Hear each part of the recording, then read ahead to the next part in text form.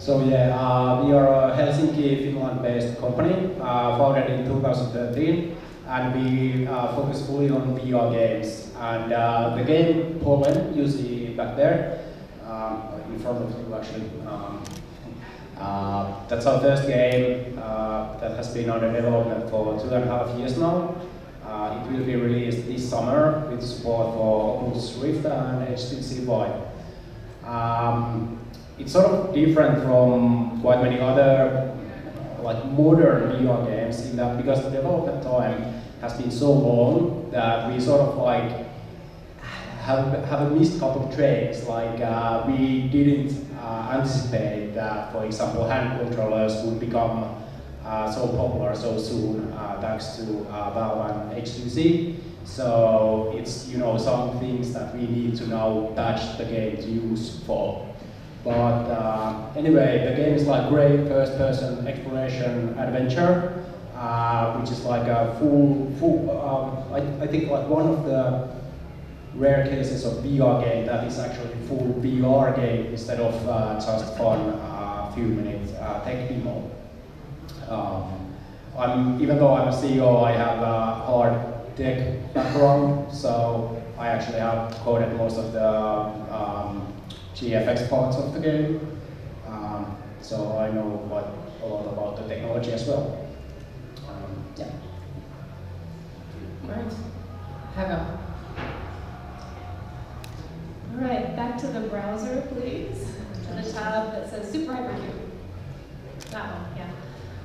And you can play that, but then you can also, when you play it, mouse around in it because it's a 360 video. So, do we have audio? Because it'd be cool if we did. But, yeah. Okay. Oh, yeah. Right. So I am a member of Kogoromi. We're a 4-person collective. We've been around for about a little over 10 years now, actually.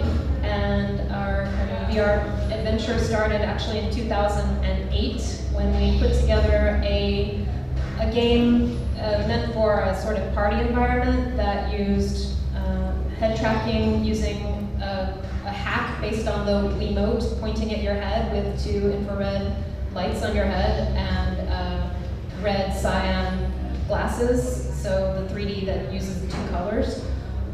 So we basically, without ever thinking of it this way, had developed a virtual reality game using the affordances that are important in VR of stereoscopic vision and head tracking.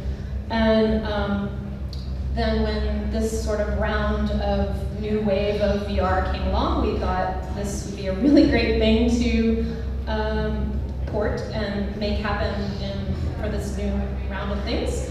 And it also meant we could get away from the 2-color thing that was limiting our palette somewhat and go full color. So that's what you see here.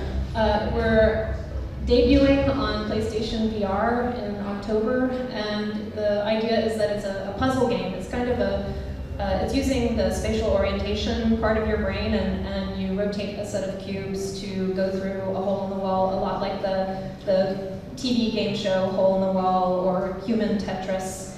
And so yeah, it's meant to be a very broadly accessible game for people that maybe are playing VR for the first time.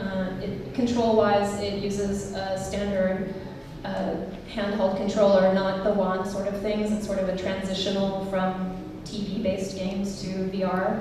And yeah, we're excited to have it come out in October, and then hopefully after PlayStation VR on the other platforms as well. Great. We have Olivier, GT, or do you do the JT or the GT? I feel like it depends on the country, actually. Yes.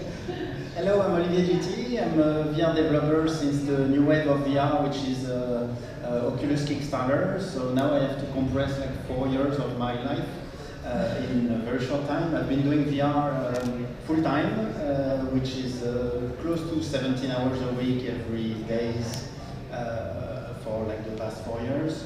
And I was really isolated in France because there was people trying to figure out VR and they are grouping, doing VR meetups. So I went to an application called VR Chat, and I was able to meet many people in VR using at the time TK1. Then I went to, in May 2014, I went to Silicon Valley at SVVR Meetup to meet everybody from the community and also the hardware manufacturer, Oculus, Virtuix Omni, and all that. And so what I'm doing, I'm creating, can you play the trailer, please? The Synthesis Universe trailer, it's in the car. And so in May 2014, my white whale has been to chase with VR input because I don't support gamepad, and that's been since since Oculus, and 3D audio, and finally everything come together. So what I'm creating is a musical civilization. So everything is about music, VR input, 3D audio, and the plan is to have a very different experience in VR. So it's a world you can explore. It's absolutely huge. It takes an hour and a half to reach the center walking normally. So that's me, and I'm really happy to be in Europe because I've been mostly in Silicon Valley and in America because France has been really slow about VR meetups. So nice to see you guys. She'll wave to you. Hello. How many are developing VR in this room? Can you see your hands? All right, good. I wonder next year how many hands are going to be in the air. What do you think? Is it going to be everybody? And last but not least, we have Thomas Bush here. Hello. Yeah. My name is Thomas, and I represent Unedited. We are a middleware audio platform, and basically our ambition is to create the best audio tools for the games and VR industry. We've been in business for about 10 years now, and some of our partners in VR are